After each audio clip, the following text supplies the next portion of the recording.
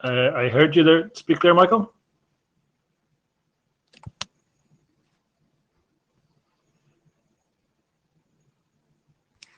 Just seeing if I could pipe YouTube out back through so I could play some elevator music.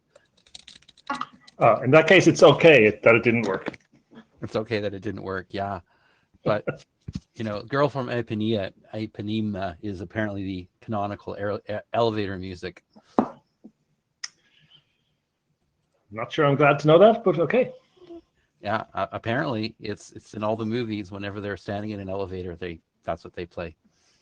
All right.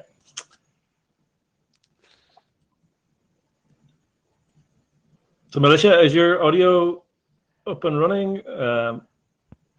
Can you hear me? Can you confirm that you can hear me? We can hear you. That sounds good. Thank you. Okay, perfect. All right, we'll give it the traditional extra minute or two. I don't know that we have 2 hours worth of discussion this morning or this afternoon or this evening, wherever you are. So we'll start at 2 going on for 3 past the hour.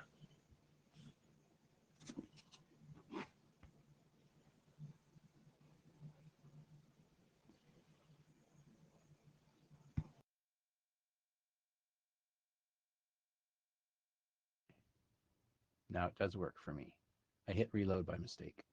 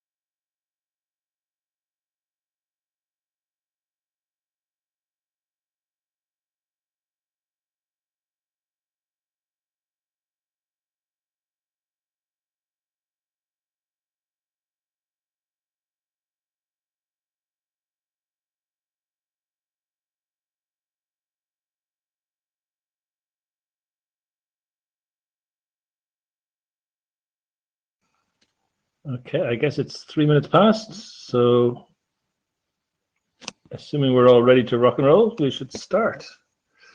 So again, good morning, good afternoon, good evening, wherever you are. Welcome to the IETF 109 Lake Working Group meeting. My name is Stephen Farrell. I'm one of your chairs, and Militia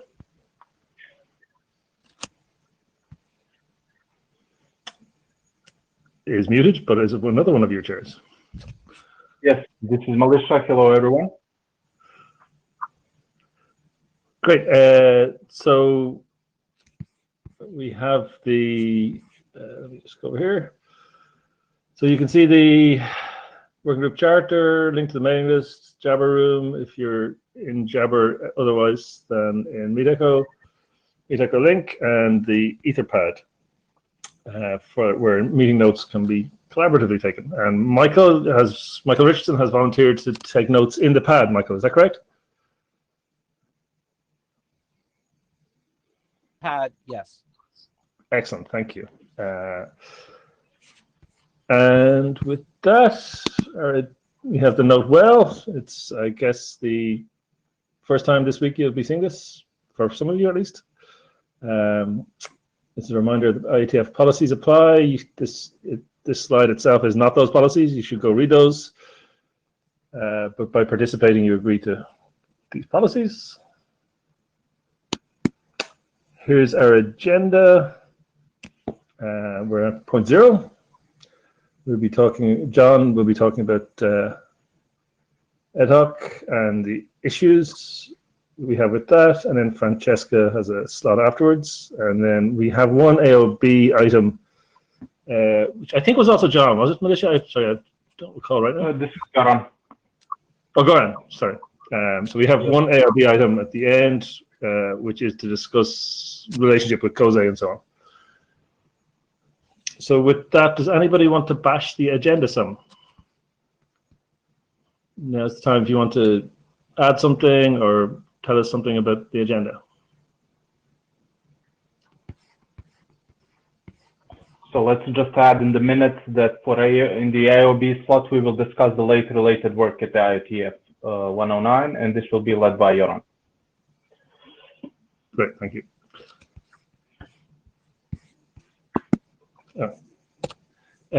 So assuming that means that we have nothing else in the agenda, I did have one piece of administrivia to check, and we'll go to the list with this as well. I just wanted to note that there's been a bunch of discussion in the GitHub repo issues, which is a fine thing and something that's entirely okay for a working group to do. But for some people, it suits them well to work that way. For other people, less well. So I just wanted to check if anybody has a problem with that, or if everybody's okay with it. And again, we'll confirm this on the list that there's a kind of process for saying that discussion on GitHub issues is a fine thing to do. It does mean, of course, that anything substantive gets brought to the mailing list, but if that's a thing somebody has a comment on or wants to talk about, now is a good time. I just wanted to request the chairs there's a config you can do that will send a summary, like a weekly summary to the list. I don't know how to do it, but it's possible, and it's in the GitHub RFC somewhere. Sure, we can try to. I've seen those in other working groups, and I find them useless myself. But if people want it, sure, we can do that. I find that it's useful for the simple reason that it goes in the archives. It links back to the issues which are now closed, and so when you go back to the archives to find out what happened, you see that message, and you're like, "Oh, the discussion was over there," and that's why you didn't find it in the archive. Fair point. Okay, so we'll take an action for one of the chairs to tweak that button in GitHub somehow. And again, we'll bring this up on the list with a pointer to the right reference for in the Git working group that they have a document about this. So we'll bring that to the list shortly.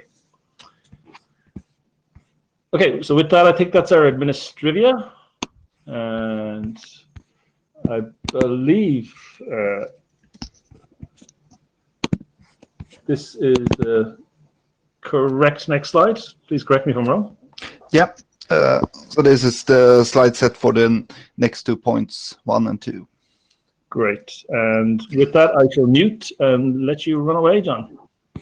Thank you. By the way, do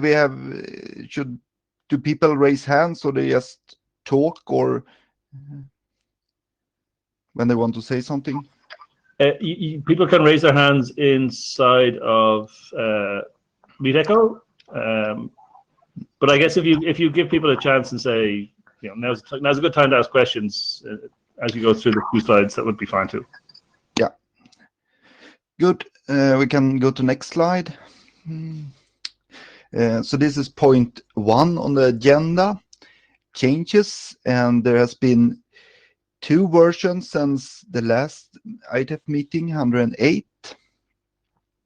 The changes from 00 to 01 was removal of the PSK method, because it was agreed that the asymmetric method was fast enough, and there was basically no difference in message size. Then there's removal of examples with certificate by value, and some editorial changes. And then changes from 01 to 02, which was submitted 2 weeks ago. Also not so many changes. It was requested to have a use of ad hoc section in the beginning to better describe the use cases. This came from the people doing formal verification. Then there's a new subsection added and more text inline to clarify the encoding of the bit string identifiers. There was comments on people looking at the test vectors and so on, questioning if it was correct. So now a lot more clarification has been added. Then there's text added on what an identity is and what a small set of identities can be in practice. There's new text on, and also that was requested by the people doing formal verification. Then added text on key confirmation, and there's now a recommendation that the responder have received explicit key confirmation of the key PRK43M before storing the key material long term. Can still send messages, but should probably have key confirmation before storing it. And these identities and key confirmation we will come back to in the issues. Then there is test vectors for static Diffie-Hellman. Previous version only had test vectors for signatures. And I think Francesca will talk more about test vectors in her presentation about interop. And then there is editorial changes. So any comments on that?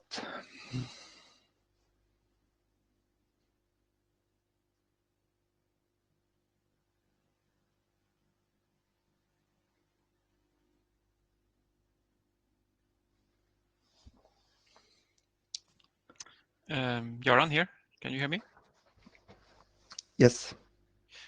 Yeah, just wanted to add that we'd started this new subsection on bitstring identifiers. There was still some confusion around that. So Stephen Ristisov has provided feedback, and we're trying to make it even more clear what's the purpose of this. And maybe you should say a few words about that. Okay. Yep. I have not seen that discussion. Yeah, that's good.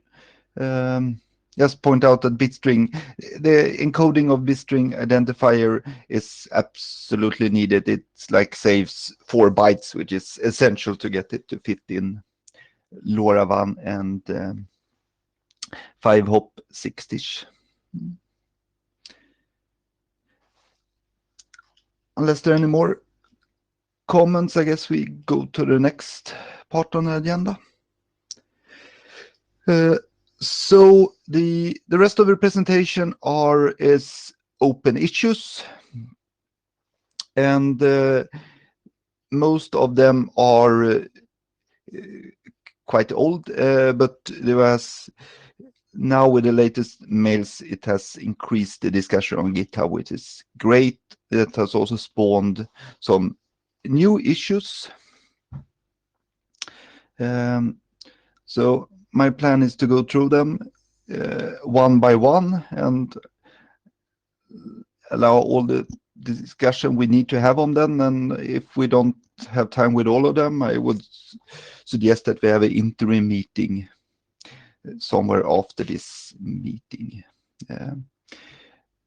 I don't know if somebody wants some other order, we can fix this, but otherwise I plan to go through them according to this order. And there's one or several slides per issue or issue group. So some of these consist of several issues, and some of the issues are also related. So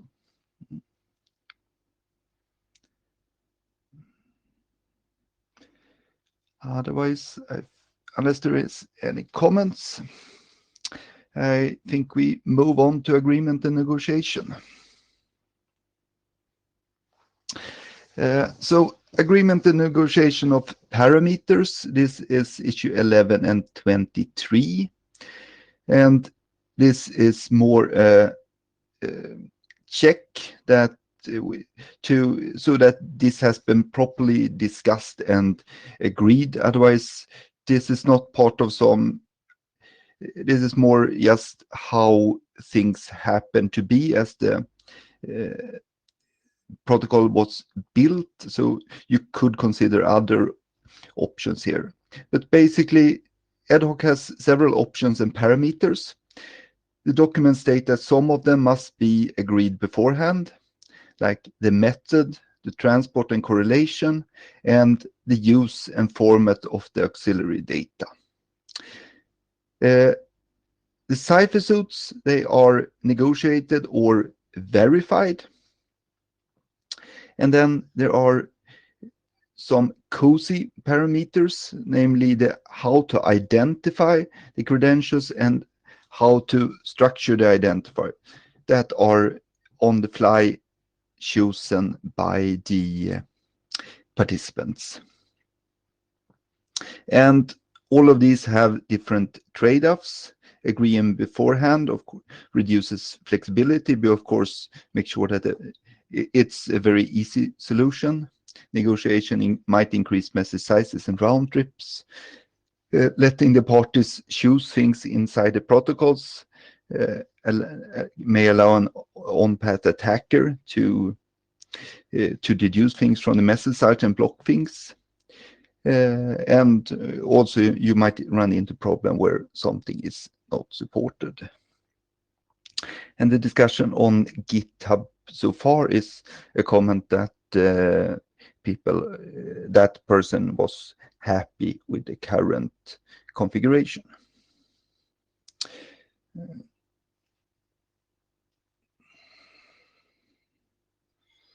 Okay, let's see. See TLS there, yeah, good.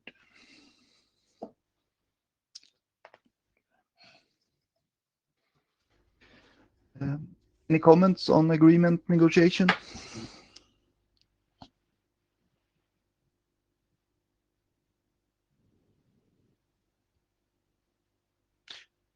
Maybe one comment from me, Göran.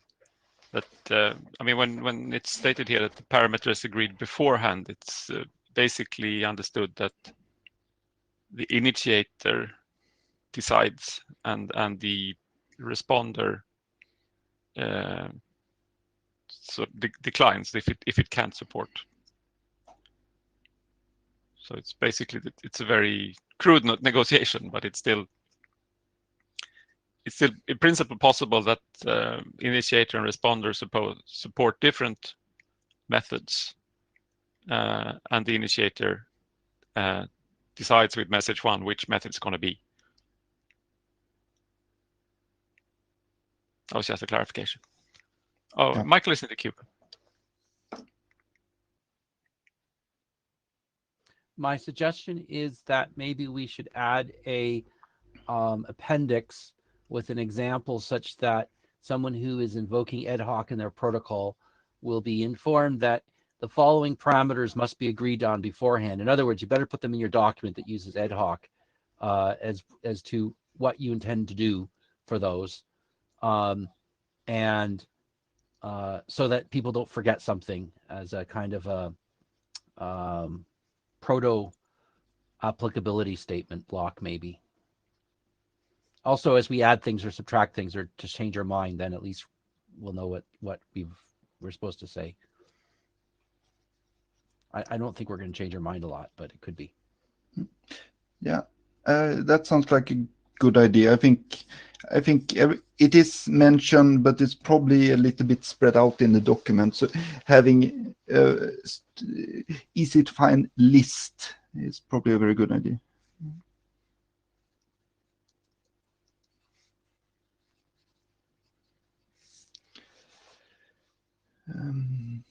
Unless there are any more comments, I assume we have the working assumption that this stays as is, but keep the GitHub issue open for some more time.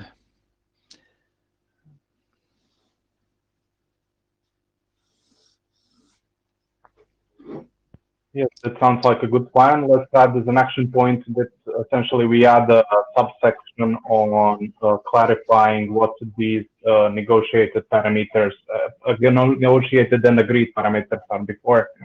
To add this in the draft. Mm.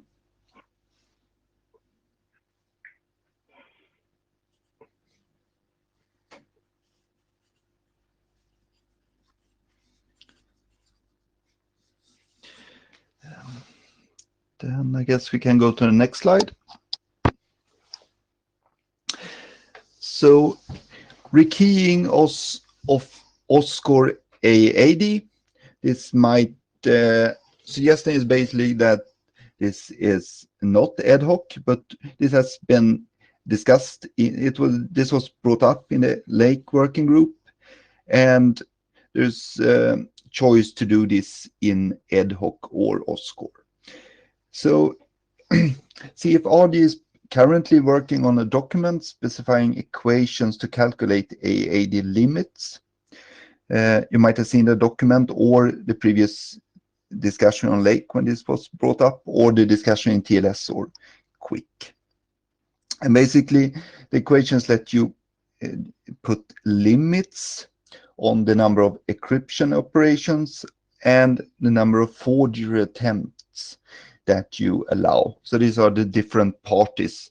It's the client and the server have two different limits. And TLS, DTLS, and Quick has adopted very strict limits based on these equations. But the limits themselves are not following from the equations. There's a lot of assumptions. One assumption is what target probability you want for either to an attacker distinguishing the ciphertext from a random string or achieving a single forgery. The equations does not handle multiple forgeries. That's much more complicated to calculate. Another factor is packet length. So plaintext plus additional data for integrity, only plaintext for confidentiality. And here you can have higher limits if you have smaller messages and you accept a lower probability. Having strict limits here is not a problem at all if rekeying is easy. If rekeying is not easy, it might cause problems. So these AAD limits is not at all a problem for ad hoc. Ad hoc used each key only once. It might be a problem for OSCORE. And rekeying for OSCORE can be done either in ad hoc or OSCORE. As an example, DTL is set the limit for CCM with a 16-byte tag to 2 to the power of 23 and 2 to the power of 23.5. And Q is the confidentiality limit and V is the forgery limit. DTLS also state that given the probability target for TLS, which was decided for TLS 103, I think, you cannot get CCM 8 to work. And DTLS 103 states that CCM 8 must not be used unless you take additional safeguards. So I think my feelings here is that the IoT community should discuss more what reasonable limits for Q and V are for CCM 8. CCM 8 is very, very well used in the IoT community, and it's not clear that the TLS limits are the ones that should apply to all other protocols. And also my suggestion and the authors is that this is better done in OSCORE and the core working group than in ad hoc.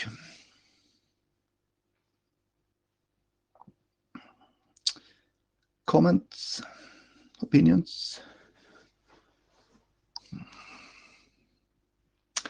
And this is on the agenda for the core working group on Friday.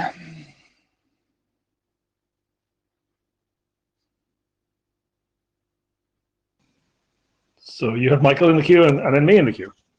Good.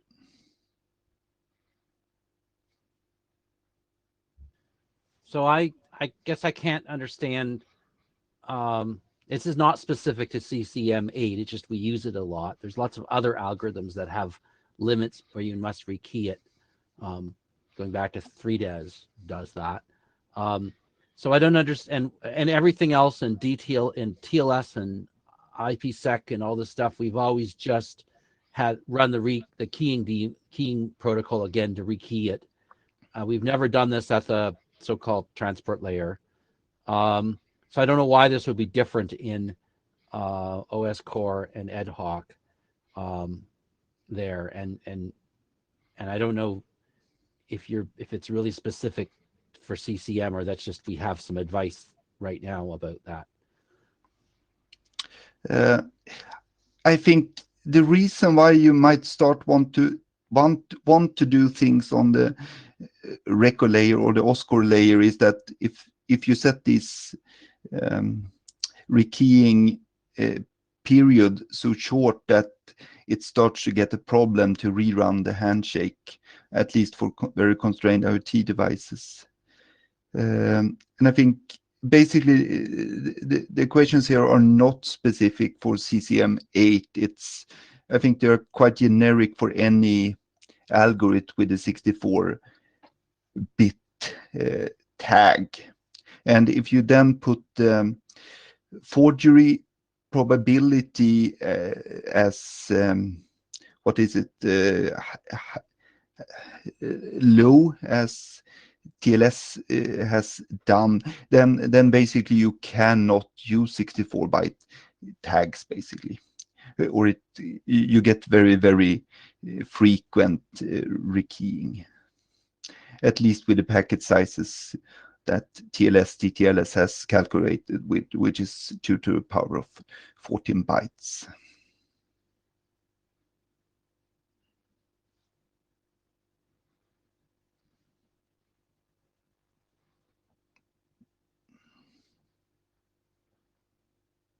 That wasn't, I understood all that, but that didn't tell me why we should do it in OS core rather than, I didn't understand why. I mean, either way, right? It's going to involve the same crypto operations, unless I don't understand. So I don't understand. I guess I don't know what would be the advantage of doing it in OS core. Yeah, no, it might not at all involve the same crypto operation. I think on the ad hoc level, everything is already done. You can just, if you want, you can rerun ad hoc, and that would solve the problem. What you can do on the record layer is that you can do things without asymmetric crypto. So one option is that you have a master key, and periodically you derive, like you have the OSCORE master key, and periodically you derive new sender key from that key. You can also hash the sender key periodically, which also gives you forward secrecy, or you can exchange new keys in the OSCORE level with PSK protection. So all of this you could do much more cheaper than rerunning ad hoc.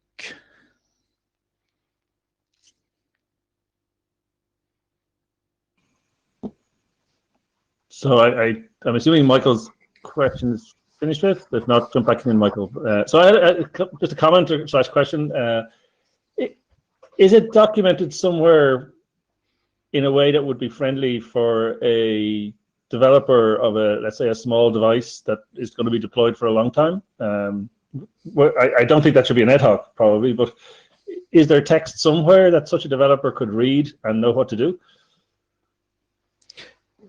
Not right now. Right now they would have to read the CFRGAAD limits documents. There's no reference to that from OSCORE. But that would presumably be the outcome of the core discussions.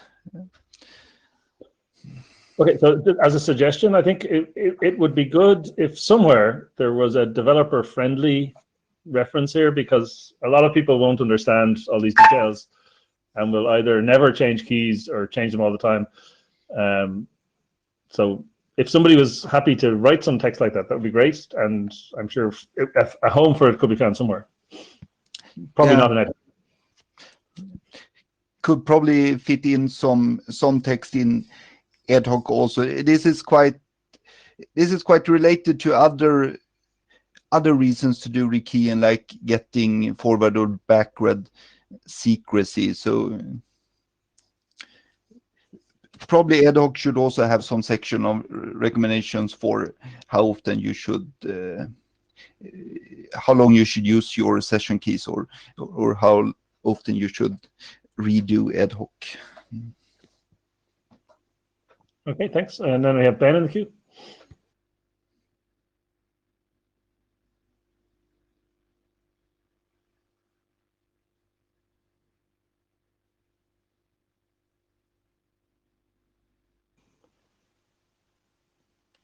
Michael's point, I'm roughly getting back to Michael's point in terms of, is this something specific to CCM8? Is this something specific to OSCOR or ad hoc? And like, yes, this is a fairly generic topic. I think the specific formulas and the specific limits are specific to CCM8.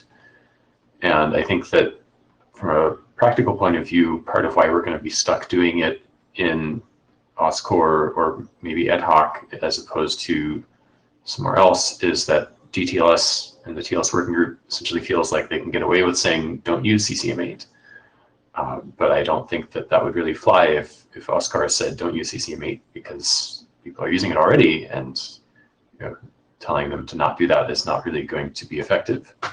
So the way that this analysis would sort of take form would presumably be to say, well, yes, maybe we can accept a lower security, attack success probability in some of these cases, and maybe it depends on how strongly we care about the particular data in question. But I think that probably OSCOR is going to have to look at the formulas and figure out what is actually appropriate for the IoT environments in order to say that we can use this. And I think Michael was sort of talking and typing into the chat about how, yes, we shouldn't be rerunning ad hoc every time. And I agree, that's the right way to go. I think John had also mentioned that.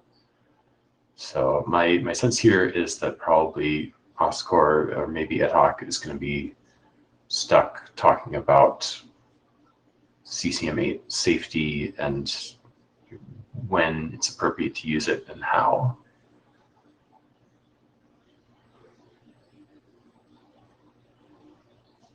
And I guess Michael jumped back in the queue, so presumably he wants to respond.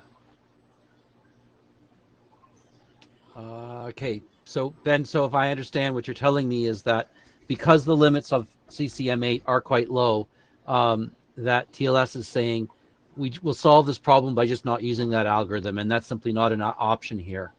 Right. That I get that correct? Okay, so that's very interesting to understand. So I don't know what that would mean if I do DTLS to set up an OSCOR context, and then there was no way to, well, I guess you'd have to run a rekey algorithm there. So all I'm really saying though is that it seems bizarre to me to put a rekey, whether John suggested no, we can do master keys and all sorts of other stuff. Well, it seems to me if we're going to do that, it should be an ad hoc, not an OSCOR. That's what I'm trying to say, really. Okay. I don't care how we do it. Well, maybe I do care, but it just seems to me that we should write that down in the key agreement process, not in the other part. Unless there's some strong reason to do it another way. I don't understand why that would be. Okay. I mean, I think it comes up in DTLS because DTLS is both the key exchange and the record protection algorithm. And I guess I had been seeing it as saying when you're using the record protection algorithm, you need to do the key update mechanism, which is a in-protocol message for DTLS after however many records. And for ad hoc and OSCOR, we of course have the key agreement and the record protection in separate documents. And so it actually becomes more important to think about which one it's attached to in the documentation. I don't have a super strong opinion off the top of my head, so it's something to think about at least. I think maybe keep it open and see where the discussions in core on Friday is going, and probably there should be some information in both ad hoc and, if needed, if there will be some update document to OSCOR, should of course be there as well. Yeah, that certainly sounds reasonable.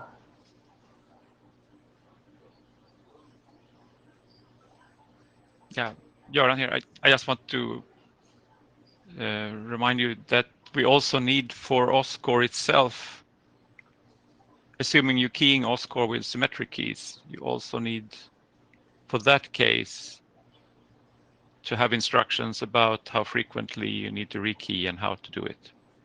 So if we do it in OSCOR, then we solve it both for the case when you key it with asymmetric keys and with symmetric keys. But I agree with what's been stated here, that we should have text in both documents explaining the problem. But I think the mechanism to solve it should be in OSCOR.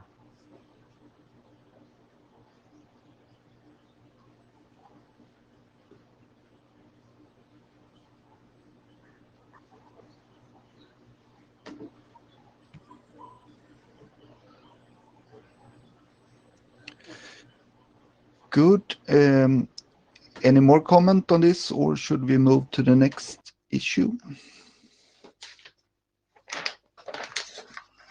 It's a comment from Jonathan in the chat. Yeah. That's good. Now we only talked about the second where to do it. I think I guess Jonathan's comment here discussed about the I agree that Lake would be a better place to have discussion about the crypto and security parts of these equations and what they mean. And this is not only OSCOR. I guess CCM8 is used in most constrained IoT, so it would be good to have a more general discussion about that.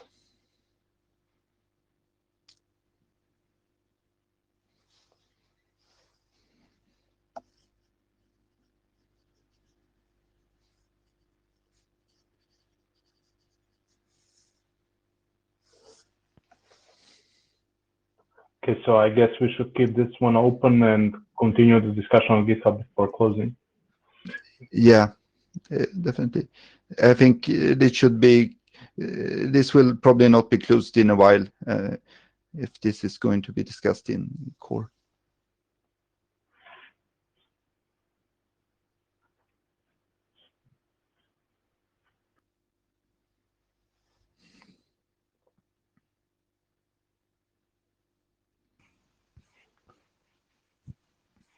So you'd like the next slide, John? Yeah, yes, please. So next point is future-proofing ad hoc, and this is two different slides and two different issues. So let's start with issue number 19 is, shall we replace HKDF with a more general extract and expand to allow KMAC? So basically HMAC was designed and is needed to mitigate length extension weaknesses in MD5, SHA-1, SHA-2. And SHA-3 and Shake does not have this weakness, and therefore NIST has standardized the more simple and efficient KMAC mode. Currently, the ad hoc document says that you shall use HMAC in HKDF. But as has been also been suggested and discussed for the HPKE document in CFRG, the suggestion is to specify ad hoc in terms of extract and expand instead of HKDF extract and expand. And then use HMAC when the hash function is SHA-2 and use KMAC when the hash function is Shake. And I already sent a mail to CFRG yesterday and quickly got a response there from Ilari, who suggested the following adaptation to KMAC for extract and expand, and could be discussed whether it should include a context. Obviously, the HKDF does not use a context as specified, but Ilari pointed out that KMAC could use a context. That's the KDF extraction and expansion. And the comments on GitHub is positive, that this is something we should probably do. I myself feel that we should do this to be open to not only KMAC but also any future KDFs that are specified. There is a question from Sean, how widely implemented KMAC is. I don't really know. Shake I feel is having quite some implementation and growing. KMAC is basically, if you have Shake, you have KMAC. But the KMAC specification is quite new, so I don't think there's probably not many APIs, but you can, if you have Shake, you can very easily do it yourself.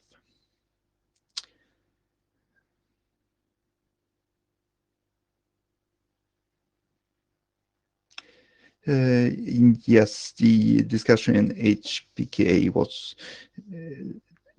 definitely the same thing. I think what they decided was that they did not mention KMAC, but the document, they made the document, or the document was general in terms of extract and expand, the author said.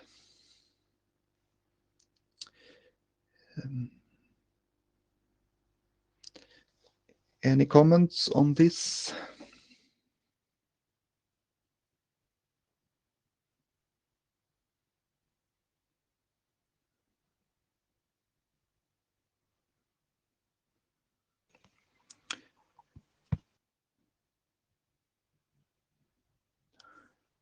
Unless there any comment? Yep. I think there was one comment from Tim in the issue tracker, which was basically supportive. Well, yeah, I think that was basically both from Peter and Timothy. There was good support, and also with respect to implementation. So yes. You're in the queue, or?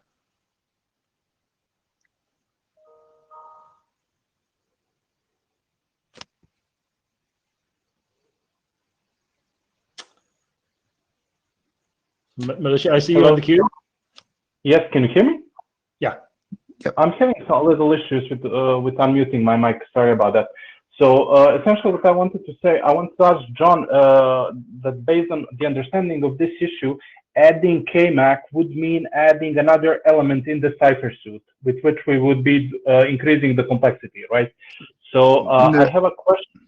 I have a question whether it's possible to do HKDF with Shake, and what are the disadvantages of this? Yes, you can use HMAC with Shake. It requires you need to run Shake double the amount of time, basically. The plan was not to include this in register any Shake KMAC cipher suits. As currently specified, you can use ad hoc with all the COSI algorithms if you use a private cipher suit. The plan was to, instead of having HKDF expand, to use expand and extract, and then have a line saying that if you have SHA-2, then you use HMAC, HKDF, and if you have Shake, then you use KMAC, and give formulas like the ones here, how you do that. that will not be something people need to implement.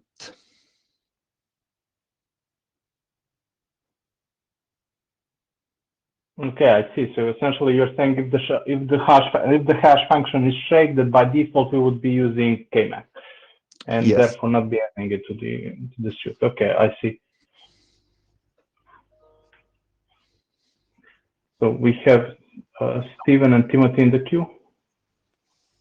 Yes. So on is there any reason why the answer here should be different for ad hoc and HPKE?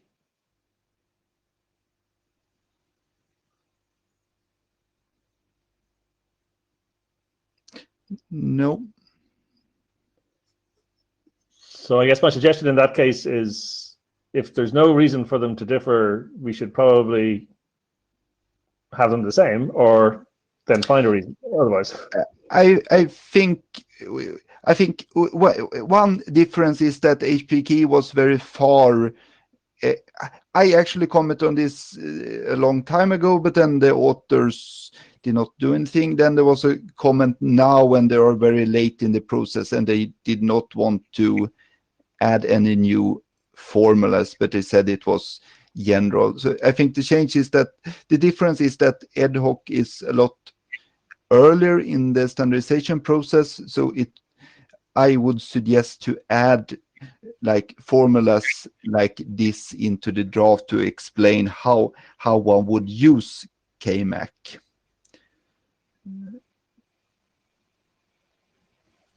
Okay. Yeah, I mean, I guess generally I'm adding more options for people to implement is not something that is that friendly towards implementers, but if that's the right thing to do, I guess. But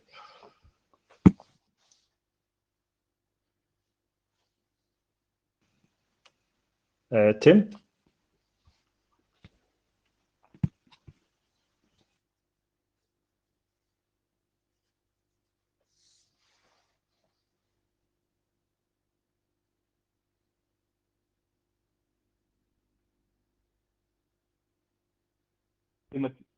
Timothy, did you want to say something?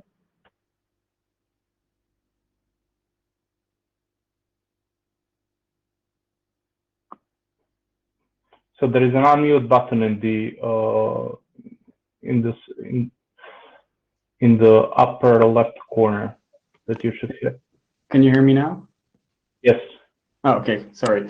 Yeah, I was only wondering if there was a substantial difference between a Shake software implementation and the SHA software implementation.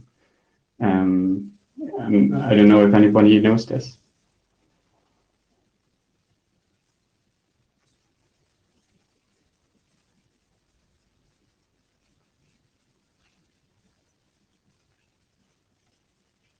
I guess not. I can look it up maybe later.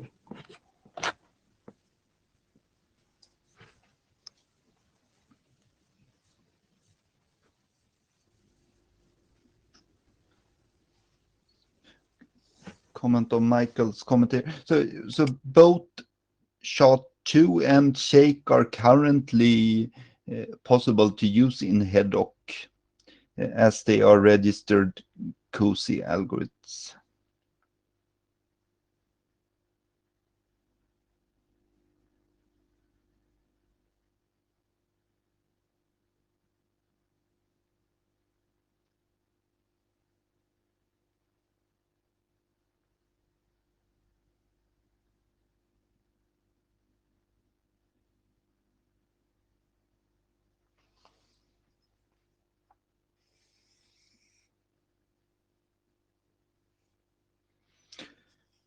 Okay, seems to be possible to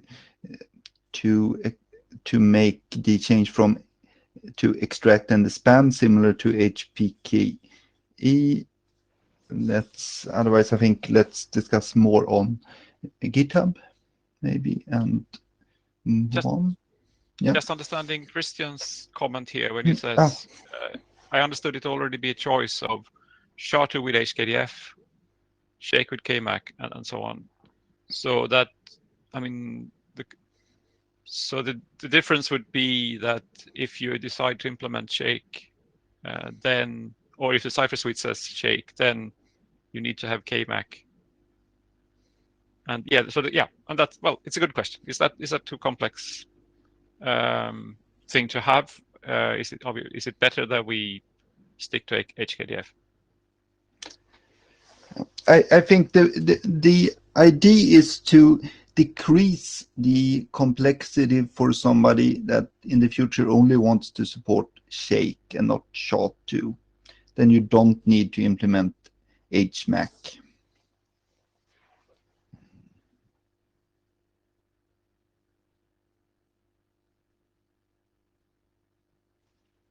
Yep, good point.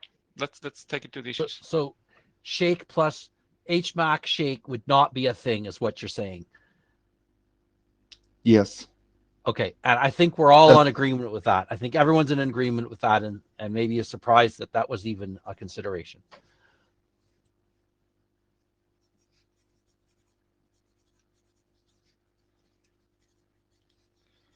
Okay, good. Then I guess the plan is to move ahead with this then. But let's keep the issue open on GitHub. Let's move to the next slide, maybe, unless there's any more. So this is a different issue under the future-proofing ad hoc. Ad hoc currently uses elliptic curve Diffie-Hellman, both for key exchange and for authentication in one of the methods. And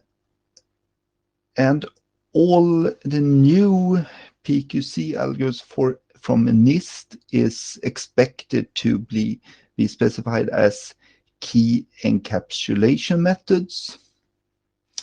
Therefore, it might be a good idea to specify ad hoc in terms of key encapsulation methods, so it's prepared to be used with future chem algorithms. For Diffie-Hellman, I think this would be a purely specification change, depending a bit on exactly what you do. There would definitely not be a change to message size.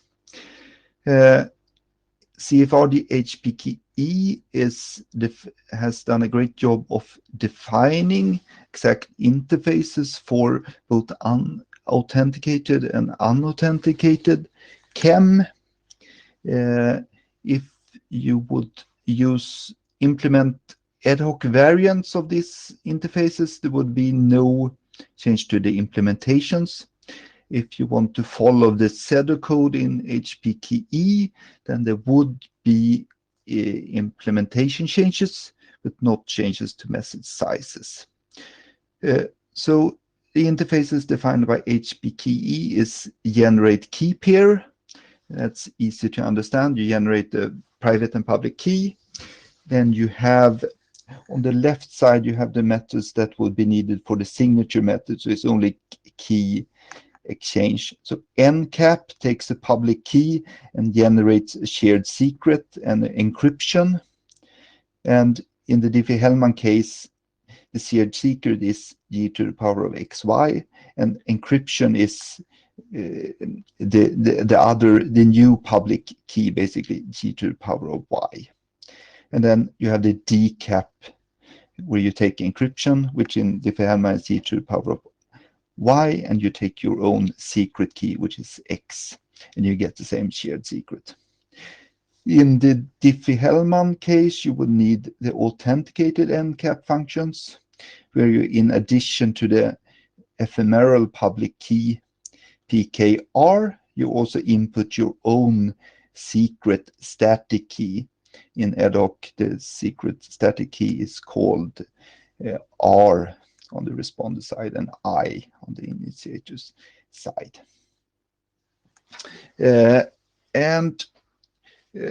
reading up about this after the issue was created, it seems very likely that future chems will adhere to the generate key pair, NCAP, and DCAP, but maybe not as clear that they would adhere to the CFRG, HPK, auth MCAP, auth DCAP interfaces.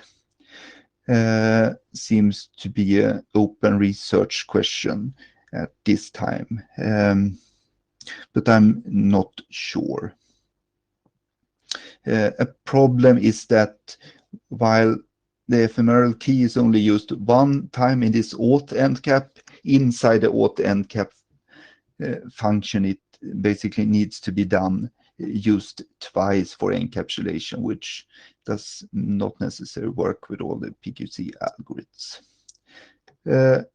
Comments on GitHub was generally positive, but I think if we are sure that if this will lead to that we can just plug in PQC algorithms, then I think this is a good thing to do. If we are unsure that that will work, then I think this is just making the document, might make the document harder to understand for people that are used to elliptic curve Diffie-Hellman and not to key encapsulation methods.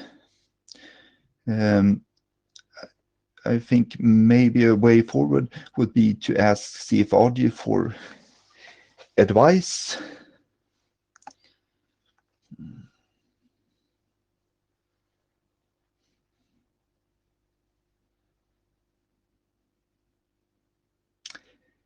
Any comments on this? I don't think it's worth doing only for the key exchange if we cannot do it for the authenticated encaps.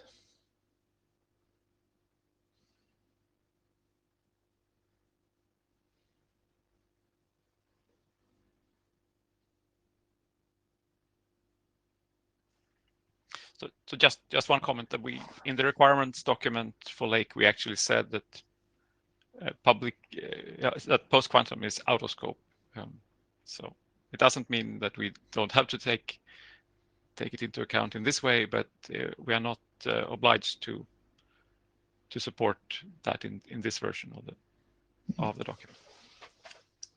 Yeah, I think the plan is not to try to standardize any PQC algorithms at this time. It's just to, if this is the future way authenticated public key encryption and key exchange interfaces will look like, it might be a very good idea to adopt to that already today.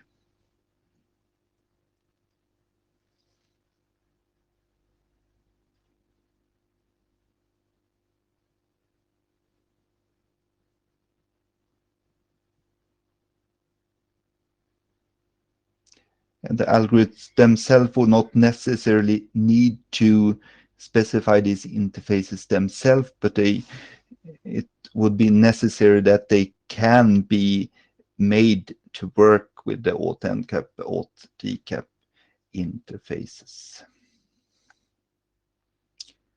If there's not any more comments, I suggest that I formulate a message to CFRG and let's see what CFRG says about this.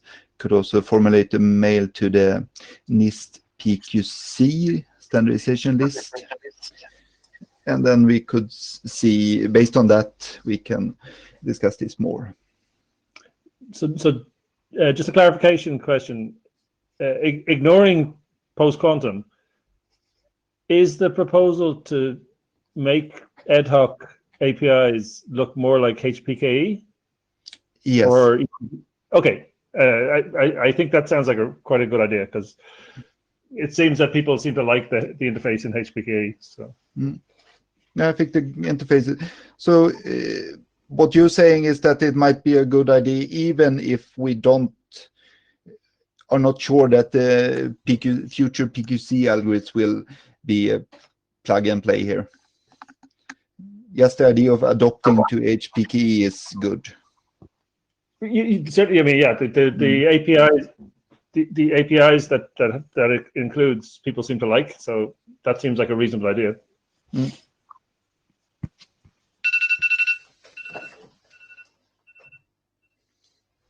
That's a good point.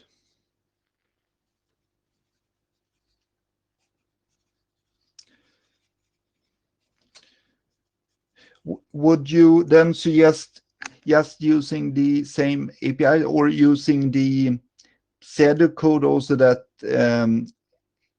HPKA are providing for auth NCAP and auth DCAP? I think that would be very possible to do, but it would definitely change the test vectors.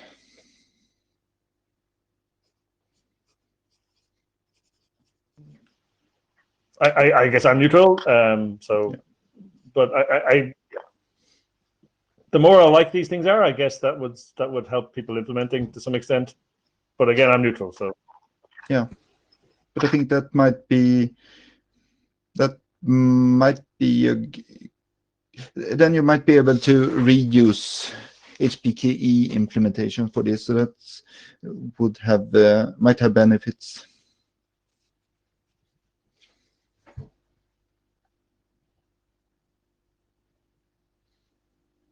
There's a comment by Tara here, which I didn't understand. Tara, would you like to take this comment about the AD interface and how that applies here?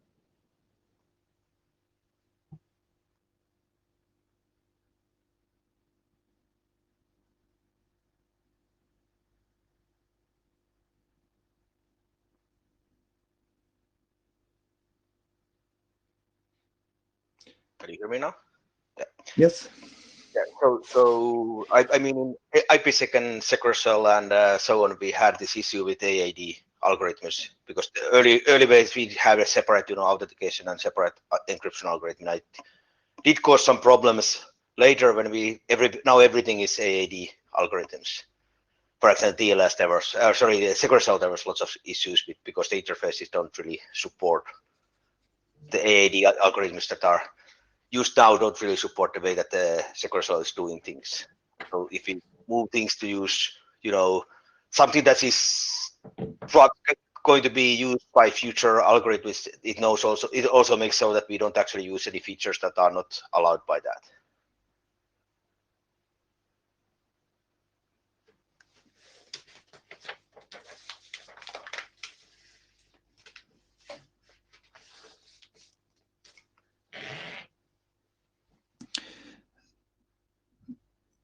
Sorry, could you? My phone just rang. Could you repeat what you said? I just heard you began talking about the AD and that it was good to adopt to that early. Was that the understanding? Yeah. So it would have been easier if you had adopted that earlier in some other algorithms. Good. And because we didn't do that, we ended up problems when we then started to start to form things in this way, and then we realized that we are doing some things that we can't actually do there with that framework. And for example, the Secure Cell was having it that they actually encrypted the length, which means that before they can actually decode the packet, they have to decrypt the first block before they can actually verify the hash, and AAD algorithms doesn't allow that to be done very easily. And that kind of, we ended up in some issues there. Good. Christian had a question here on the chat, how this would affect COSI APIs with this use then HPK APIs rather than COSI APIs. That's a good question, which I don't have an answer to right now, I think.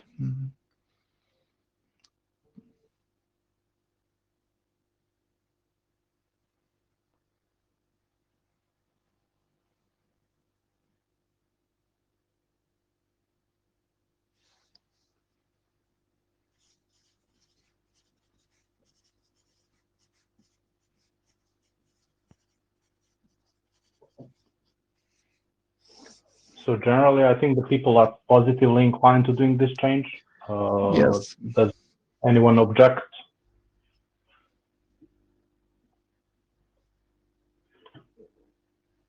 I hear none, so I guess we should be doing this, John. Yeah, let's have the working assumption that we will do this. I think it requires some more investigation how it will affect different things, and which will probably result in more discussion. But let's move ahead with analyzing and trying to specify this. Sounds good. Okay, next slide.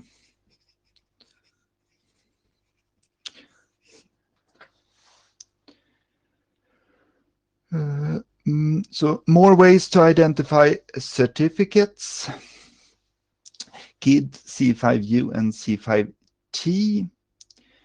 So these are two different issues. So currently the assumption in the ad hoc document is that you use X5T or X5U to identify a certificate, X509 certificates. And if you're using a raw public key, that is identified with a KID, which the entities choose themselves. It's just a variable length byte string. COSI working group is planning to work on CBOR certificate.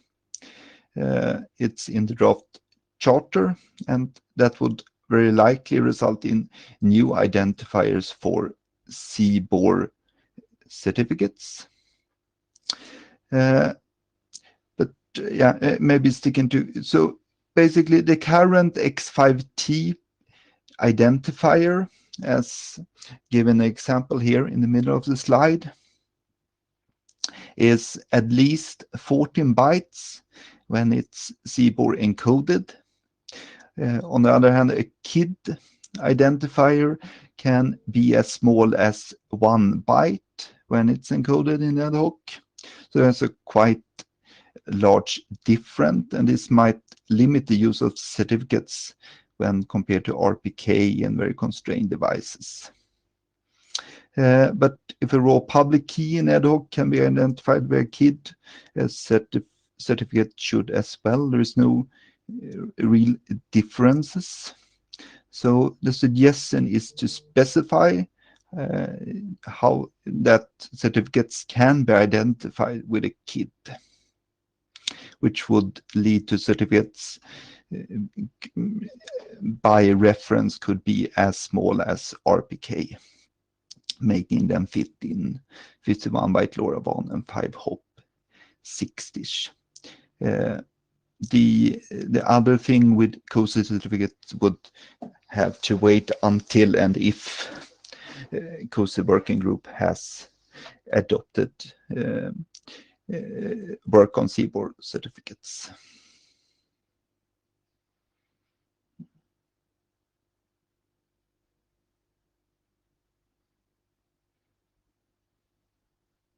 I hope not everybody is having audio problem like Steven. So I agree that, you can construct a situation where you could somehow identify your less than 256, or maybe it's even less than that, of CBOR, when CBOR encoded, of raw public keys with 1 byte.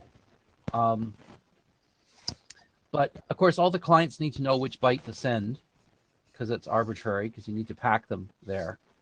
At which point, I think you've done so much work that you would have no use for using certificates anyway. You have such a small number of devices, and you've touched them all to tell them what key ID to use, that there's not really a lot of point in trying to do this with certificate as well.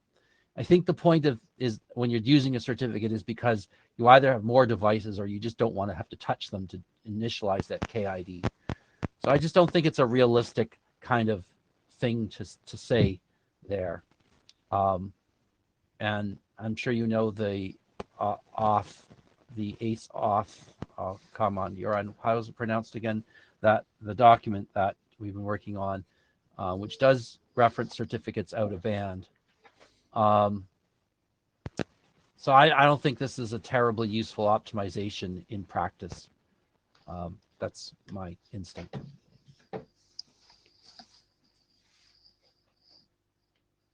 So, Michael, that's the ACE authorization you were referring to, and I think that it actually can be useful in the sense that you are not actually transporting the certificate. So it still means that you need to understand what this byte or a few bytes mean, but not all devices will need to have an encoding for all certificates.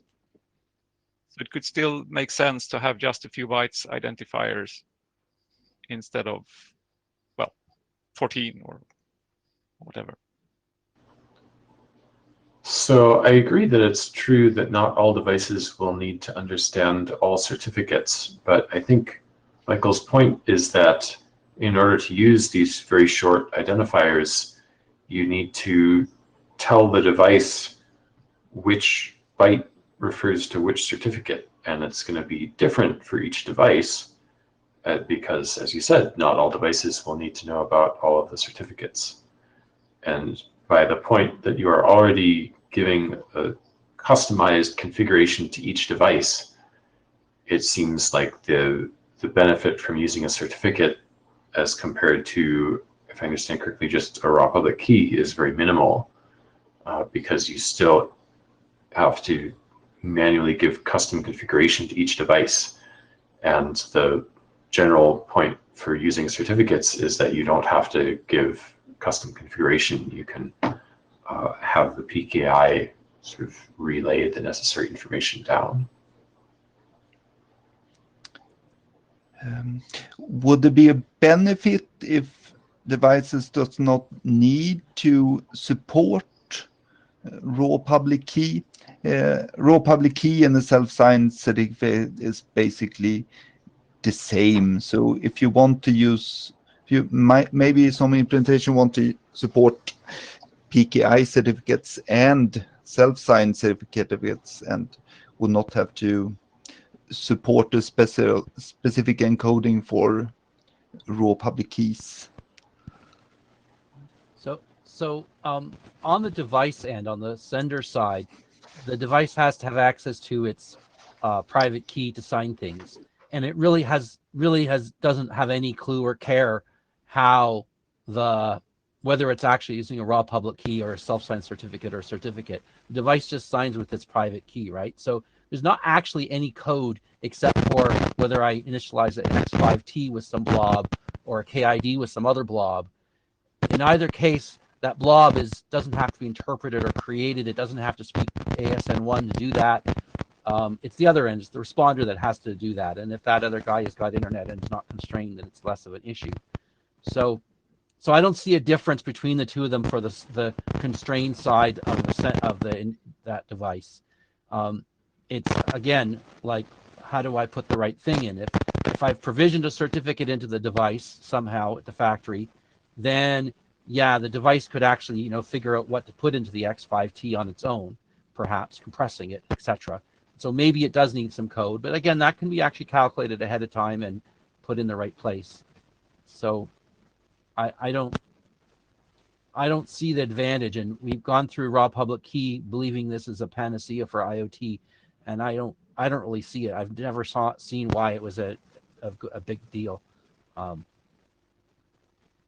Michael, going in the other direction, when the device is going to authenticate to a non-constrained network node, it would be a good thing if it doesn't have to send, it actually doesn't have to send anything, right? It could basically just point to a repo.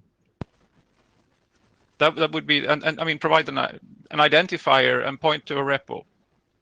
So in that case, from the point of view direction to the yes. to the responder, yes, and we described that in the ACE auth, right? Yeah, exactly. So from that point of view, sending 14 bytes of hash doesn't add anything, right? No, and I think that the representation we got was better and had better privacy implications too.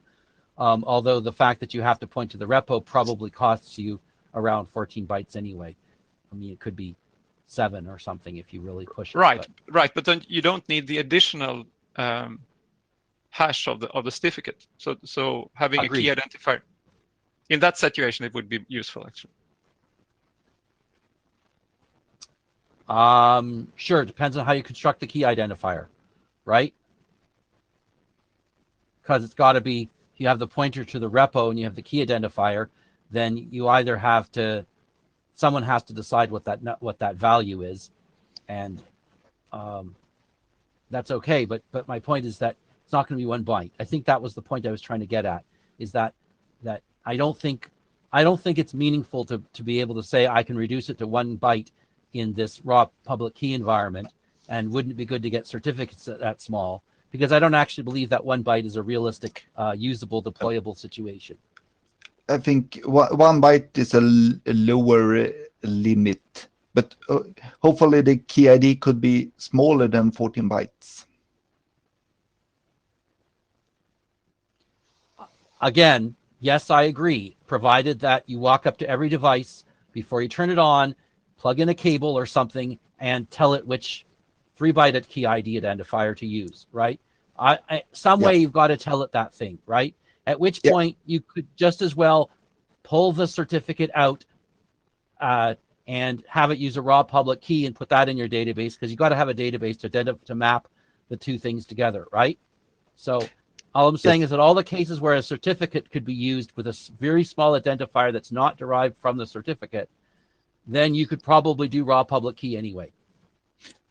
Yeah, this is basically a alternative representation of a raw public key instead of a COSI key. Yeah.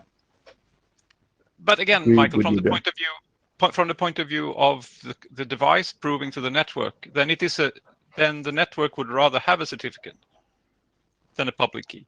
So in that case, it's an advantage from the point of view. It's more scalable to do that, and so if you can, it's probably more scalable, but most of the advantages of the certificate, which is like that you could change the public key or something like that, or you can re-sign it, or you can put a CRL out saying that the thing has died, right?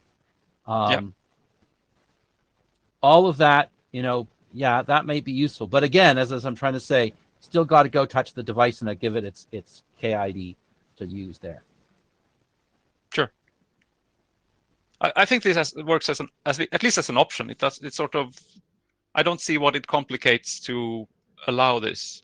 And if there are not so many use cases, or if they are the one-touch type of scenarios, well, why not still have the option?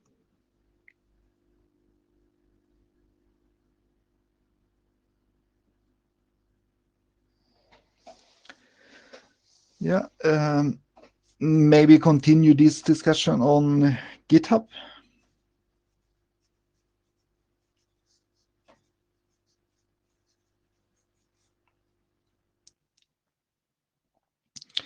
So, comment from Steven that we are on slide 8 of 22.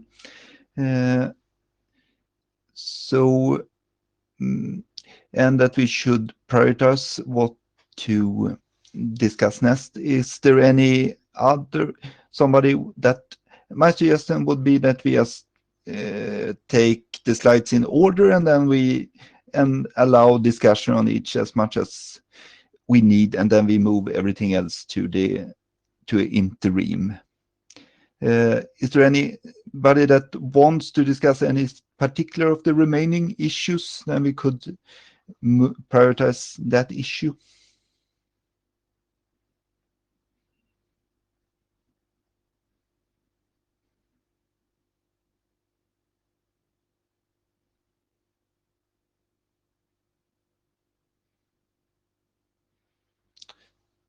So we have discussed the first 4 bullets. There are 9 bullets remaining.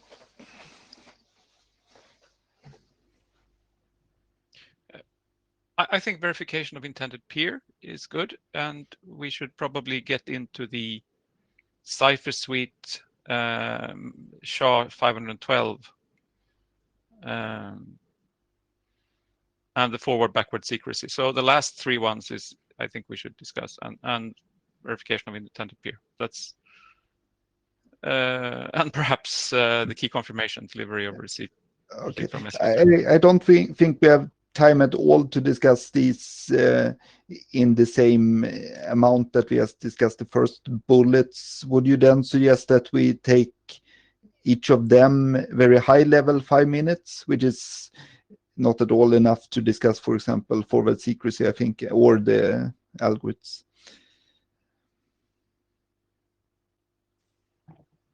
Okay, perhaps your proposal was best. Let's go through the issues in order and schedule another meeting if necessary.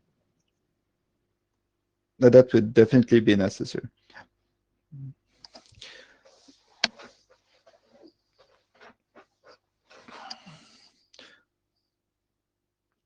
Any more comments? Otherwise, we move on to verification of intended peer, then resumption, then maybe error. That is probably the only thing we will have time to.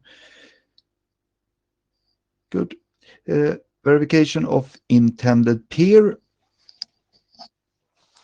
So this is something that we made some updates to the document in the last revision based on comments from the people doing formal verification to better illustrate what an identity was, or a small set of identities are.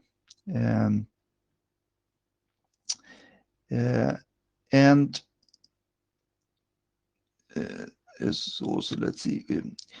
But there was one comment was that maybe we should skip the identity concept totally.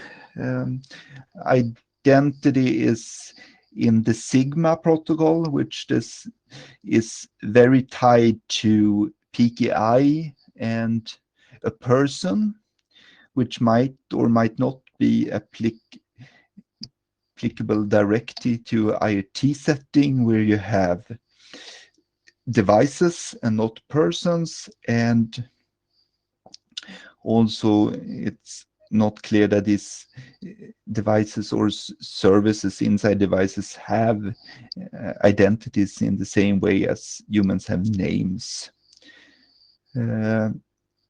Sometimes you might see the public key itself as an identity. Ad hoc when raw public keys are used in ad hoc allows the parties to agree on an optional subject name, similar to the subject field in a certificate. And this subject name is included in the MAC signature, it's not sent on the wire. And this protects against attacks, as mentioned in the Sigma paper, where an attacker successfully succeeds in register a public key with a different subject name. And then fools you when you talk to the real owner of the public key, then you would have a wrong subject name. If you add the subject name that you think that you know in the MAC, then the connection would fail in such a situation. So the questions here is, first is, I think the feedback has been that this is, from the formal verification, is that this is a very good idea. Question is, will there always be a subject name available?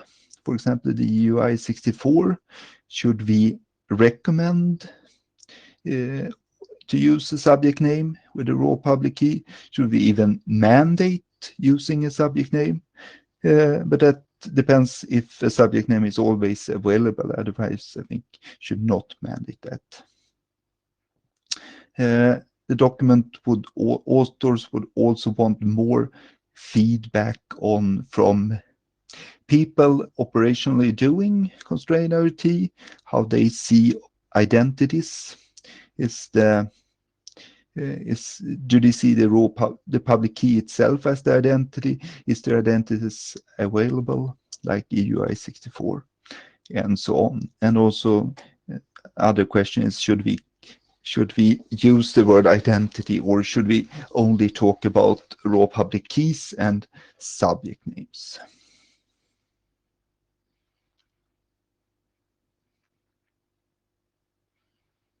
When you talk with EUI64, are you talking about binding it to the actual layer 2 or layer 3 address, or it's just something that they have? That's a good question, which I realized pretty recently and will bring up for discussion in COSI after this. My understanding now is that it's the binding to a MAC address is deprecated by IEEE, and so that's not something you should do in the future. And that the EUI64 and then is then identity disconnected from the network layers. But you probably know this better than I do.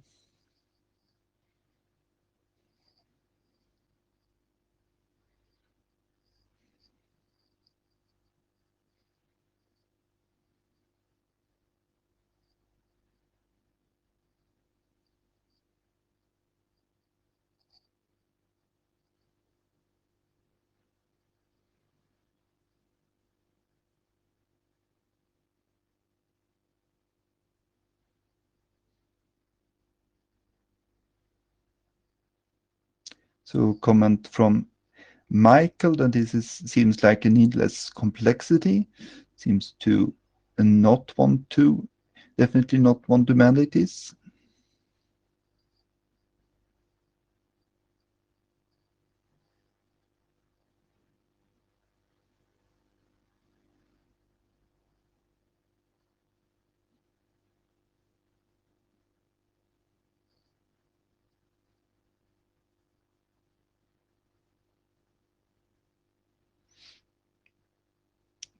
So discussions in the chat section.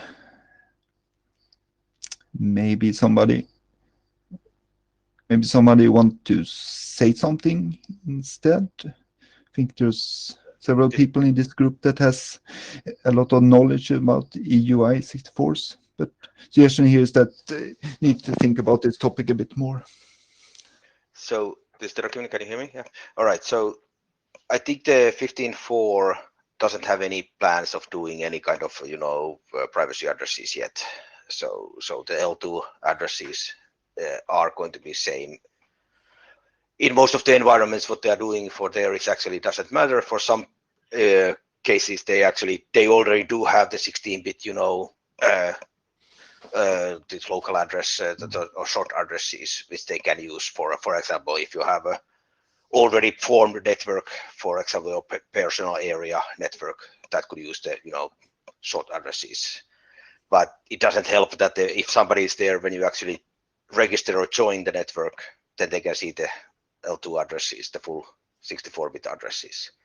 And I have no idea. I have no knowledge that anybody would be actually thinking about doing any work on that, changing those.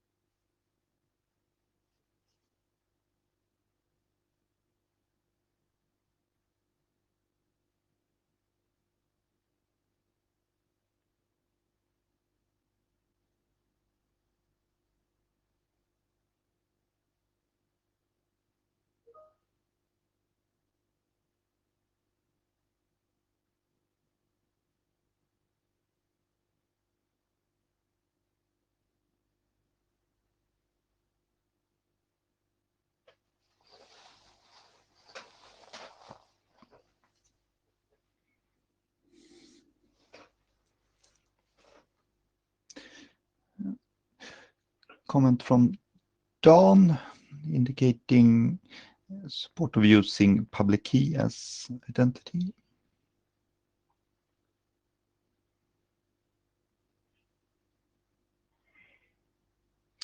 There was previously a lot of comments about identities in ad hoc from several TLS people. The authors would like to have subject name in raw public keys at least optional. Otherwise, you don't protect against these attacks that Sigma try to protect against. And if whether they are realistic in an IoT scenario or not can be discussed. And using the identity as seeing the public key as an identity is definitely possible in the current specification.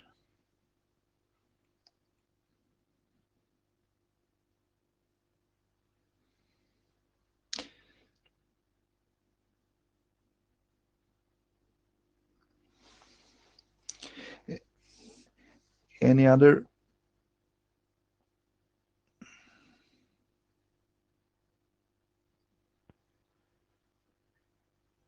So I guess we should leave this open for discussion on the GitHub and move on. I think so.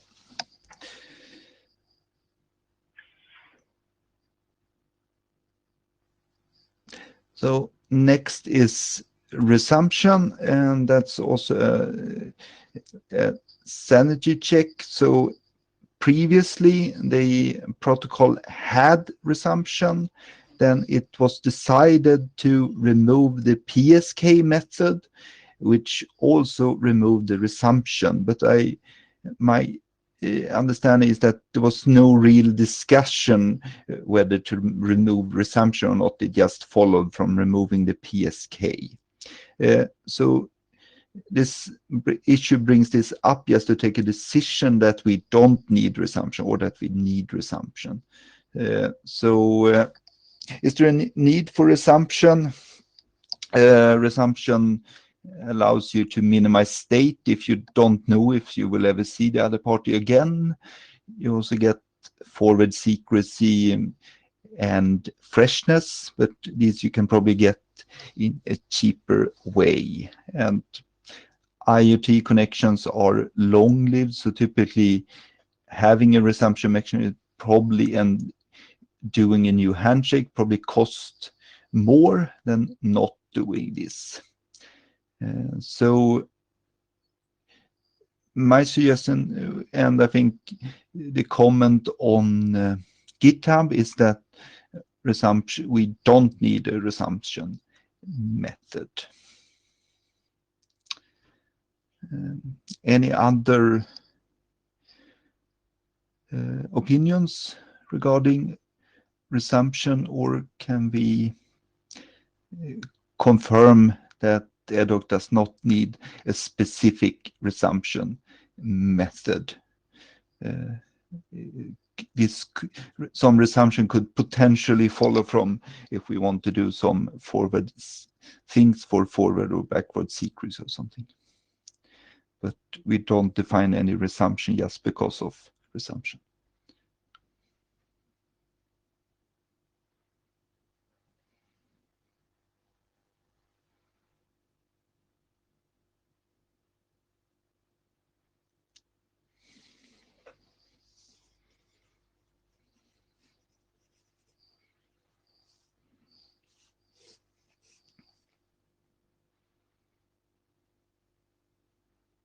Should I take the silence as a confirmation that we don't need resumption? Can you hear me, John?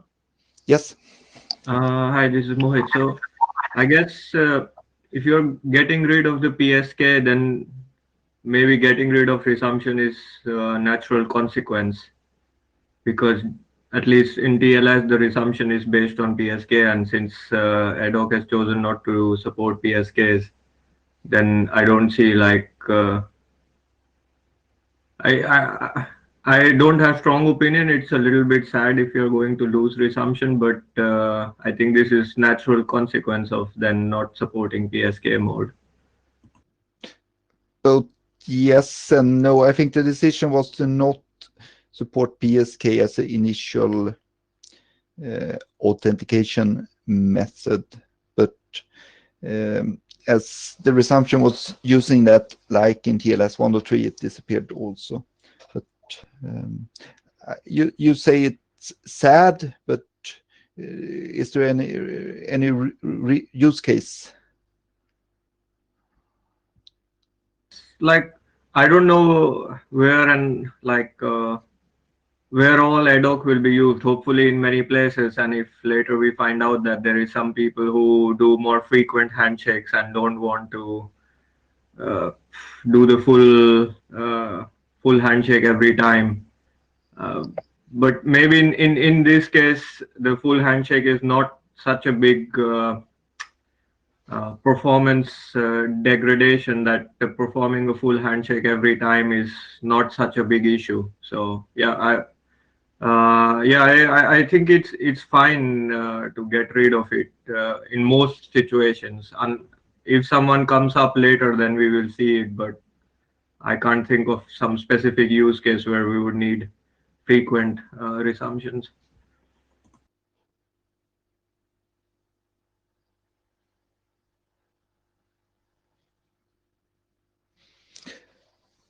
Good. Then I guess the assumption is that we don't need resumption. Christian, I think we should we should consider what is coming out of the OSCORE discussions about how we rekey and whether we can rekey inside OSCORE. If that is turning out that if the decision there is that we can rekey easily on the quote record layer, then we don't get a requirement for resumption there. But if OSCORE says that, yep, please higher layer, do something for us, then resumption should still be an option. So I don't think we'll have to discuss much about this now, but we should keep the option open until we have a rekeying mechanism for OSCORE. Yeah, I agree. So should we move on to the next slide, or is maybe the time is running out, so we should instead move to Francesca and Göran? Or what does the chair say? Let's go for until 45 past, Okay. and then we can the slides of Francesca and Göran and move on all the pending issues to the interim meeting. Yep. Okay. Then next slide. I think you could go even to 10-2. Francesca asked for 1 minute, and I can easily do with 5 minutes. So. Good. So next issue is distinguish error message, and this was raised by an implementer. Maybe Göran, I don't remember exactly who. But the question was, how do you distinguish that you get the error message and not a message 2 or 3, or maybe even a new message 1?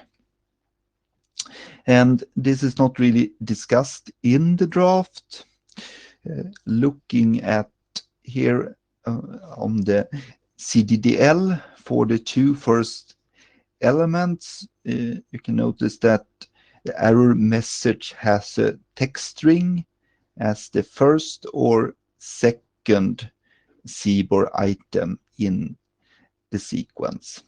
So that can definitely be used to distinguish it from the other messages. Question is this good enough for distinguishing, or should we add something else? Well, message 2 is, for example, full. We should not add a single byte to that, but error message adding some bytes would not matter. Irrespective of that, I think the draft should definitely add some text on how to distinguish the error message from the other messages. And I think it's only guidance on error message that is missing. All the other messages you distinguish by the connection identifiers or by underlying properties of the underlying network layers.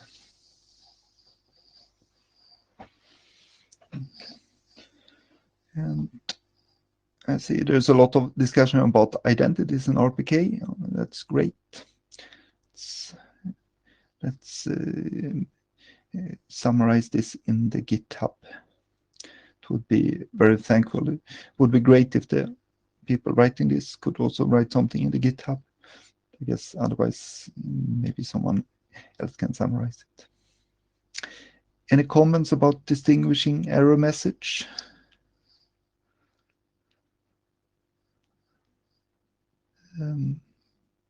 Yeah, One so option. my take on this would be that since we don't have any of the constraints on size in the error message, we might want to add an explicit identifier of the error message.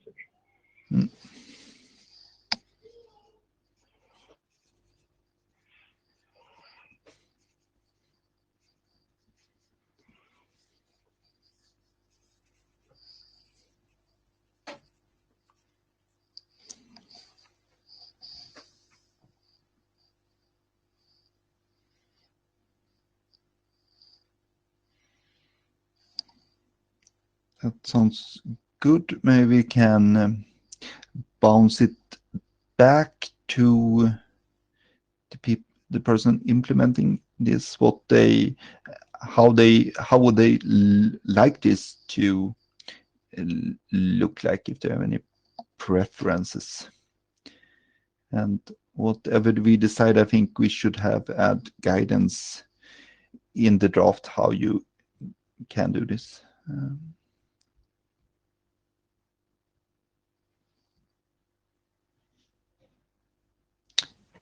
Any more comments about adding an explicit identifier or relying on text string? Can you hear me? Yes. Yes.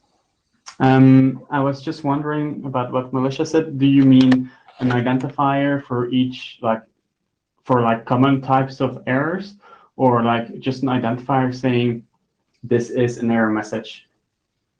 And then the actual error message can be described inside the text string. I meant the latter. So essentially, Okay, so just the error message. Yeah. Okay. All right. Yeah. Yeah, I agree with that.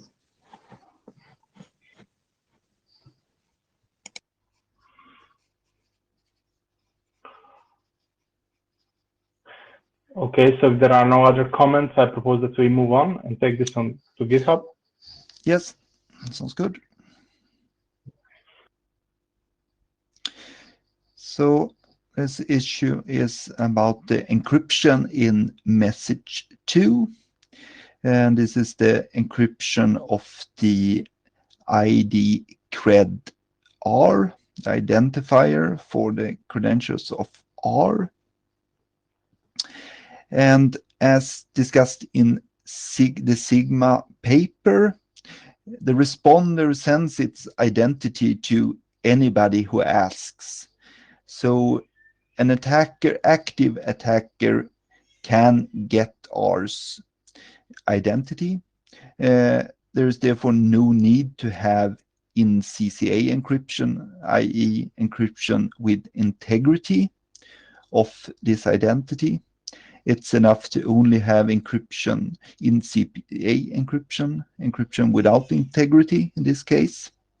And just as a note, everything in the message is integrity protected by the inner MAC, which is also an AAD without, it's an AAD without plain text. And a problem is that COSI only has AAD algorithms, so they all have a tag. And having a tag here makes this too big to fit in LoRaWAN 51 byte or 5 hop 60ish. So that was the reason that I think ad hoc 2 or 3 versions ago removed the integrity tag in message 2 on the outer encryption because it had no purpose.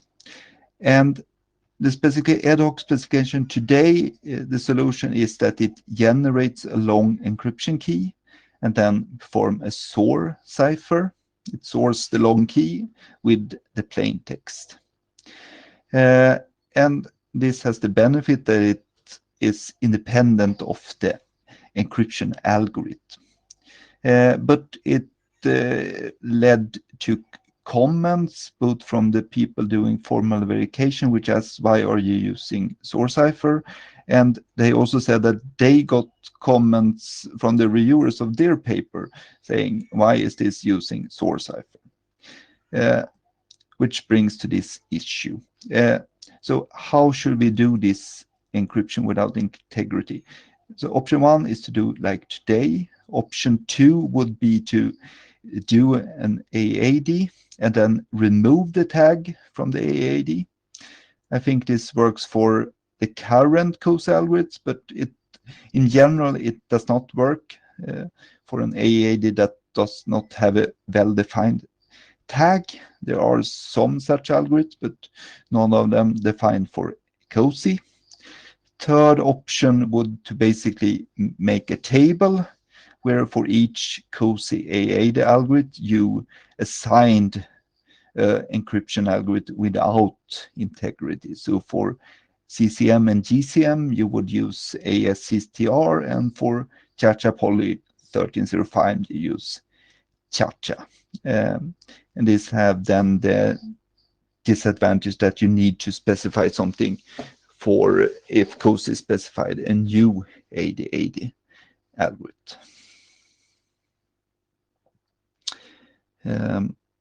And my feeling is that to fit in LoRaWAN and 6 we cannot introduce the integrity tag.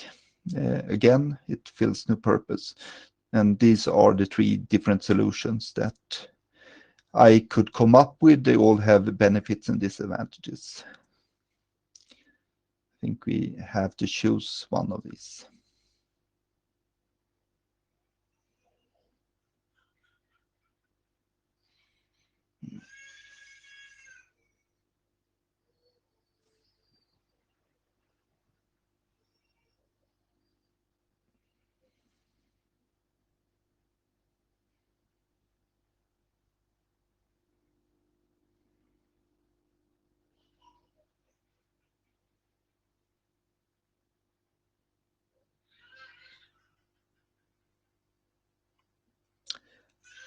I think Christian comment here about difference between 2 and 3 might be some. I don't know if you have different nonces that depend maybe on CCM and GCM. So maybe the encryption would not look exactly the same if you just remove the tag as if you would specify ASCTR, but we'll need to look into that more in detail. Comment from Ben is to basically DTL is doing something similar to 3. And I guess Ben's suggestion would be to do number 3.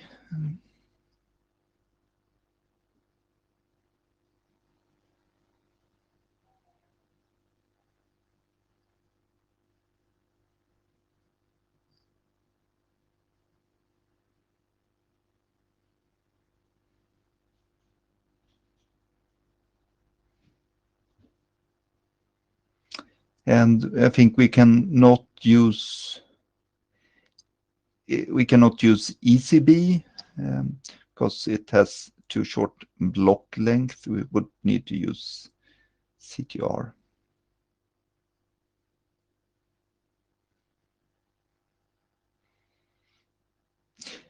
Anybody want to say something about encryption or about babies?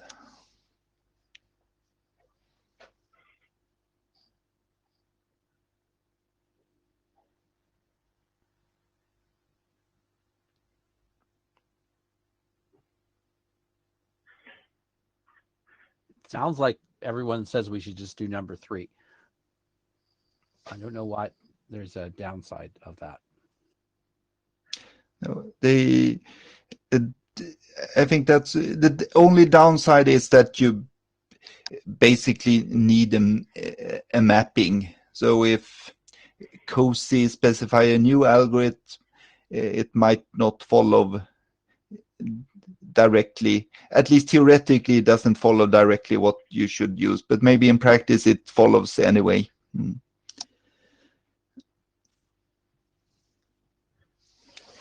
I think it would be good to have.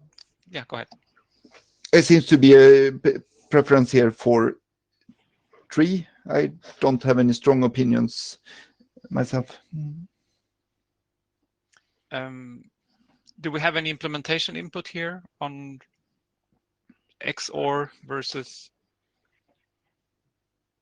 counter mode?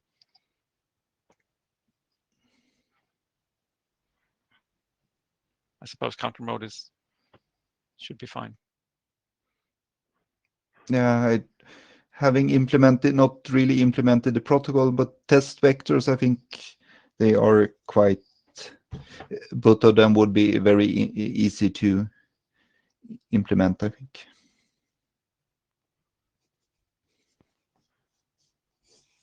Okay, so I propose that we continue discussing this on the GitHub page, and we stop here because it's already 9 till the hour. Yes, sounds good. And people are starting discussing babies instead, so it's a good breaking point. Yes, so I invite everyone to comment on the GitHub issues with the comments you might have in chat. And with that, we should move on to the next agenda item, which is the interrupt planning. So, Steven, can you present the slides or?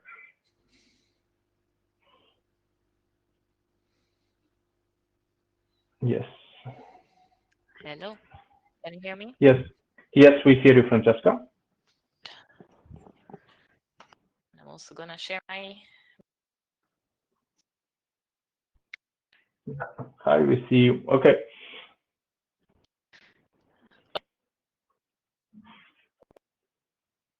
So this is just a quick. I just want to quickly talk about implementation, interop, and test vector status right now. So next slide, please. So in version 0.2 of the draft, we have added one more test vector to the draft because we had positive feedback about it. And so I think I don't see the slides updating. I don't know if we're looking at slide 2. But the test vector in the document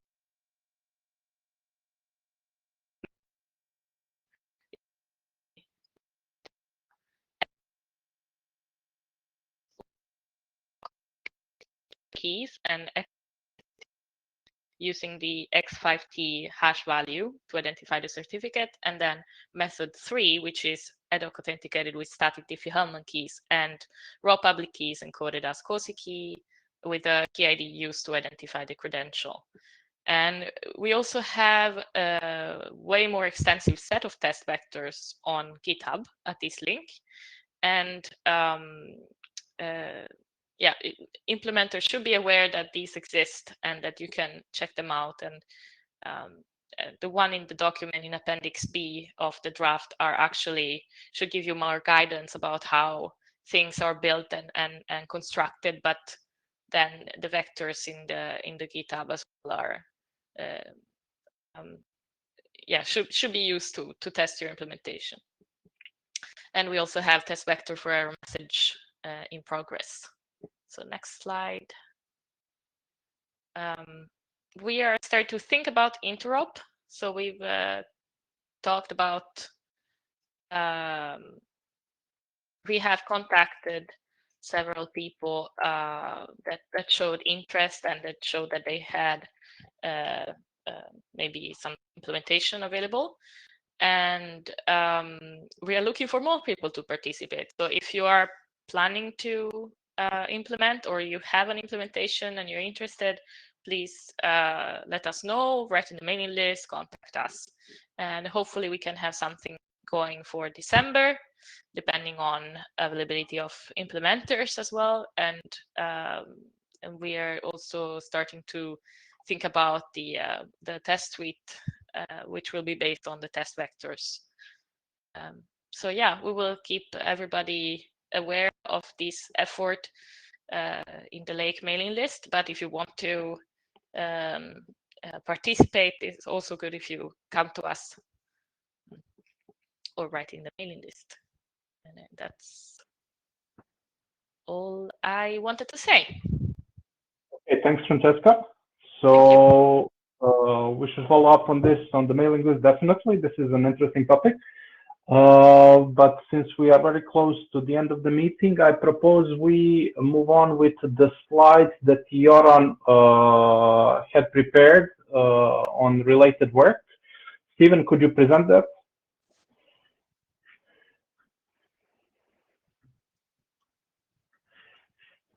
Okay, let's see.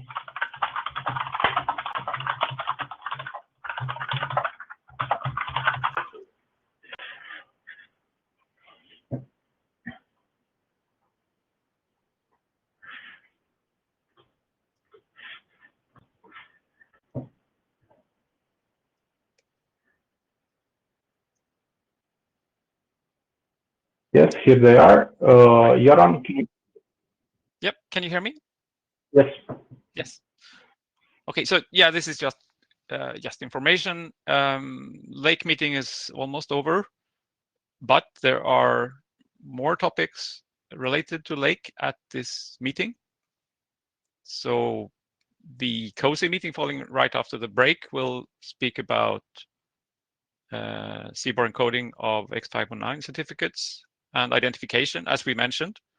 We discussed this previously. It's not decided whether it's relevant or not, but if you're interested, that's the slot for that topic. On Tuesday, there is a slot described in the core working group, looking at the draft for combining ad hoc and S-core, ad hoc and OSCORE in one message.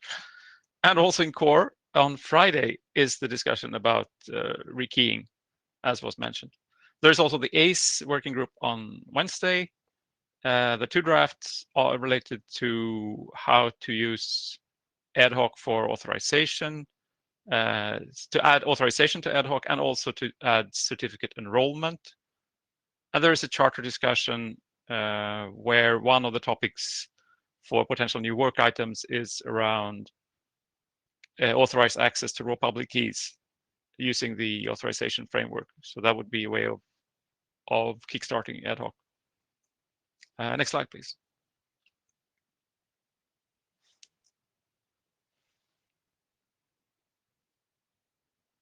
Thanks.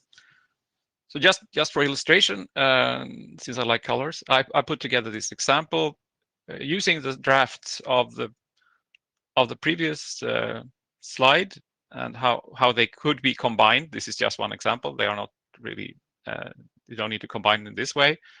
But so just a quickie on the colors here, you can do ad hoc, which is the blue. Oh, this is an example about a device joining a network, assisted by a third-party authorization server, and also doing certificate enrollment request and response. So this is what I think a little bit what Michael was mentioning, referring to. We have the authentication in blue here. That's the ad hoc messages 1, 2, 3. There are the black messages, which is the OSCORE request response, and they contain the EST payloads, which are in this case, it's a significant. This is a simple enrollment method, so it's the SEN. And the request is a CBOR encoded certificate signing request, and you get back a CBOR certificate or a reference there to, as described in this green reference. And the combination of OSCORE and ad hoc that's the yellow box, and the optional third-party assisted authorization is the red red blob. So I don't go through this in detail, but if you're interested, then go to the corresponding working group and raise your opinion. So that was it from me. Thank you. Okay, thank you, Göran. So just before wrapping up, we are on top of the hour, but I would just like to discuss the next steps. And since we did not cover all the issues in today's meeting, I propose that we have an interim meeting. So now the question is whether we would like to have the meeting before or after the holidays. So I welcome any comments. So Göran would like a meeting before the holidays. Marco agrees with that. Do we have any other opinions? Michael agrees with that as well. So it seems we, okay, and John, okay. So it seems we have consensus that we should have an interim meeting before the holidays, after the US Thanksgiving, as Michael proposes. So essentially beginning mid-December, from what I can gather. So let's make it an action point for chairs to schedule this meeting soonish. And with that, I would like to thank you for attending today's meeting. I also thank Michael for note-taking. And so maybe put it just at the end of planned interrupt. So, okay, we still don't have a date on interrupt, Michael, so I wouldn't tie it to that, but I will try to coordinate with Francesca and maybe link the two together. So thank you, everyone. Thank you for attending. See you on for the rest of the week, and talk to you on the mailing list and GitHub pages. Bye-bye.